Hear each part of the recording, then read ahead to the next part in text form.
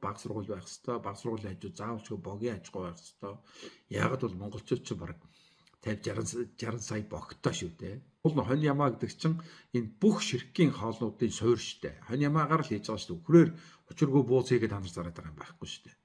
Тэгэхээр энэ дээр бид нар ингээд эргэлтэнд оруулах хэрэгтэй. Эрүүл ахуул гэж яриад байна. Ерөн сүүлийн 30 хоногийг л бид нар малын таварлаг чанарыг бэлтгэхэд л оролцуулдаг болохоос. Тэгээ сургуулийн хажууд яагаад байх юм гэлээ. Тэр сургууль чинь хүүхдүүд чинь явнаа.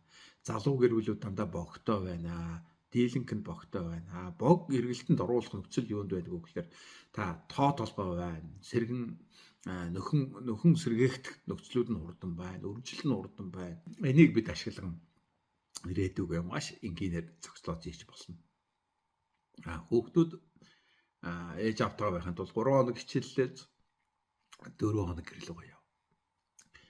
Бид нар хүүхдийнхээ ирээдүг харж өөрсдийнхээ ирээдүг ямар ч залуу хүн хөтлөн тэр өдлөх насны жаргалыг үзэхийн тулд та 3 үеэрээ үзэх хэрэгтэй болно.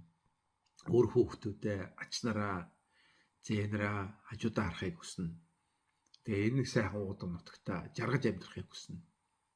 Тэгэхээр та сумын төв рүү ороод, аймгийн төв рүү ороод, хот руу ороод жаргадаг гэж байхгүй. Таны насны жаргал хаана өнгөрсөн та тэр хайр руу гол буцаагаад ирдэг. Эцсийс та хүүхдэд тахдаг. Хүүхдэд л тах. Энэ бол байгалийн жав.